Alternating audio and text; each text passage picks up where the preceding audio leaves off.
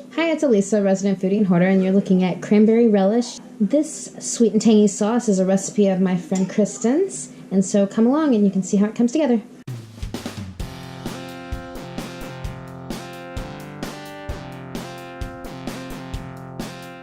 This recipe calls for an orange, and the first thing I did was grate it, and I did it straight into the saucepan that I'm going to be using, and I'm going to cook this along with sugar, orange juice, ginger, and cinnamon until it comes to a boil. And so I'm going to add those ingredients right now, and then I'll take it over to the stove. 1.5 cups of sugar, 1 cup of orange juice. We're going to do 2 teaspoons of cinnamon, and then we're going to do 1/2 teaspoon of ginger. So I'm going to go put this on the stove and bring it to a boil. So I've just gave that a bit of a whisk, and we're going to wait on it to come to a boil. So if you're like me and do your recipes and chores in segments, right now is a good time to stop and, in my case, feed the kids. I'm actually just going to turn my stove off and come back to this in a minute. I'll bring you back when it is to a boil. It's just about to come to a boil, but I wanted to bring you back early to tell you the panic that I went into when I realized that I did not have enough cranberries for this recipe. All I had was a little 12-ounce bag, and actually, as I was going through them, picking out the bad ones, which, by the way, there was like almost a whole 3/4 of a cup of bad ones in the bag. And so that left me with like 2 1/4 cup of berries. And this recipe calls for 4 cups. And so as I'm panicking, trying to figure out what I'm going to do with pretty much half of the berries required, I was going to contact my friend Kristin and ask her, should I, after this comes to a boil, try to divide it, or should I just, go with the amount of cranberries that I had already? Throwing this out and starting over is not an option. Like, I figured that perhaps she had probably done this with her recipe, and I was just curious what she chose. And I mean, everybody's done this, right? You're halfway through a recipe and realize you don't have enough ingredients for what you're doing.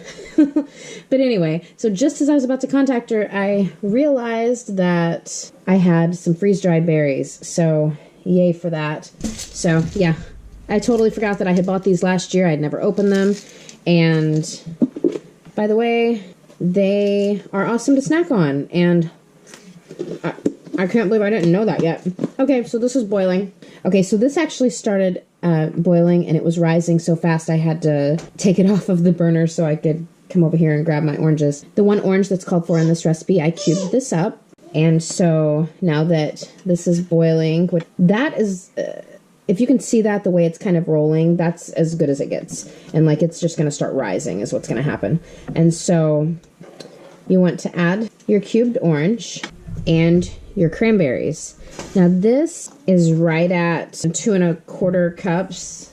And then I don't really have anything to go by, but since I didn't rehydrate these, I would know definitely if I would have refreshed these, then I could just measure them kind of the same way that I measured the fresh cranberries. But I'm just going to do a whole cup of freeze-dried cranberries. Just since I didn't refresh those, in case a little bit of extra water is needed, I will throw in just a little bit of extra water.